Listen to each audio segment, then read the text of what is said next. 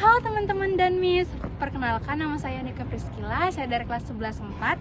Jadi di sini saya akan menjelaskan materi biologi tentang sistem imun.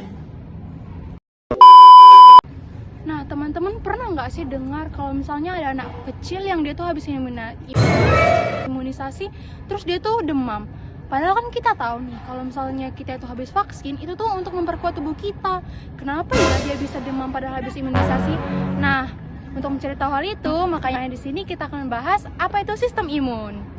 Nah, jadi sistem imun adalah di mana sistem tubuh kita berusaha untuk melindungi tubuh dari yang namanya parasit, bakteri, dan juga virus. Nah, jadi selain itu, sistem imun juga berfungsi untuk menghancurkan sel-sel yang udah rusak dan juga menciptakan kekebalan tertentu terhadap suatu penyakit. Nah, jadi sistem kekebalan tubuh kita itu terbagi atas dua. Yang pertama itu adalah sistem kekebalan non spesifik. Apa itu? Jadi kekebalan spesifik ini di mana tubuh kita itu bekerja secara langsung dan juga ini tuh merupakan pertahanan utama yang dilakukan oleh tubuh kita. Misalnya nih, kayak air mata dan juga sapuk lendir yang berguna untuk menghancurkan bakteri, asam lambung yang berfungsi untuk menghancurkan virus dan juga patogen yang sudah ikut termakan. Selanjutnya adalah pertahanan spesifik kedua. Nah, jadi di mana patogen ataupun bakteri yang berhasil lolos dari pertahanan pertama tadi akan masuk ke pertahanan kedua. Namun di sini limfosit B dan limfosit T akan bekerja untuk menghancurkan patogen tersebut. Nah, jadi di sini kita akan membahas yang namanya antigen, antibodi, dan juga limfosit. Oke teman-teman, yang pertama itu kita akan membahas yang namanya antigen. Nah, antigen adalah molekul khusus dari permukaan virus, bakteri, patogen, dan juga benda asing lainnya. Yang itu merupakan ciri khusus dari virus tersebut.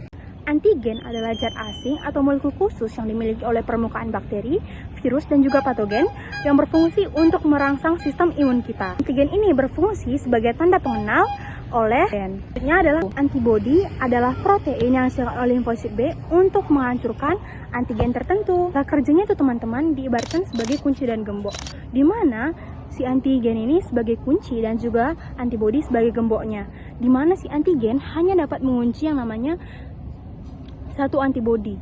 Setelah menempel, virus tidak akan aktif lagi dan virus tidak akan berkembang. Maka dari itu, sel darah putih dapat secara halus ataupun dapat secara kasar membunuh bakteri tersebut. Selanjutnya adalah limfosit B. Limfosit B adalah jenis sel darah putih yang berfungsi untuk tekan antibodi dan membentuk sel memori, di mana sel memori tersebut adalah sel yang digunakan untuk mengenali virus tersebut sudah masuk sebelumnya ke dalam tubuh kita ataupun belum pernah. Nah, selanjutnya limfosit T adalah jenis sel darah putih yang dapat menghancurkan sel tertentu, dapat mengatur respon dari tubuh kita. Sel limfosit T juga berfungsi untuk mengatur memorize, di mana tubuh kita tuh sudah mengenal atau belum mengenal virus tersebut. Nah teman-teman, for your information, kekebalan tubuh kita itu ada dua, yakni kekebalan aktif. Nah, jadi kekebalan aktif itu di mana tubuh kita ini sendiri menghasilkan antibodi dan juga mendapatkan antibodi dari vaksin ataupun sebagainya. Adapun kekebalan pasif, yakni kekebalan yang berada di luar tubuh, yakni seperti. Lalu selanjutnya yang kedua adalah kekebalan pasif. Kekebalan pasif ini adalah kekebalan yang berasal dari luar tubuh anak tersebut, seperti ibu yang memberikan antibodinya ke anaknya melalui ASI yang disuntikan oleh serum. Nah, jadi sekarang teman-teman sudah tahu kan kenapa sih imunisasi itu bisa menyebabkan demam dalam tubuh kita? Nah, jadi imunisasi itu kan proses penyuntikan virus yang telah dilemahkan ataupun dimatikan dalam tubuh kita. Jadi secara tidak langsung tubuh kita akan merespon virus tersebut dan akan menyebabkan yang namanya proses kerja lebih. Jadi dari proses kerja lebih itulah akan tercipta yang namanya kelelahan ataupun respon tubuh seperti terkena penyakit seperti demam, pilek, ataupun batuk. Nah, selanjutnya kita akan masuk ke gangguan-gangguan yang terjadi pada sistem imun. Yang pertama itu adalah alergi. Nah, teman-teman, alergi itu sebenarnya diciptakan karena respon tubuh kita terhadap suatu zat yang sebenarnya itu nggak berbahaya, kayak iritasi terhadap debu, iritasi terhadap area dingin, ataupun alergi terhadap suatu makanan.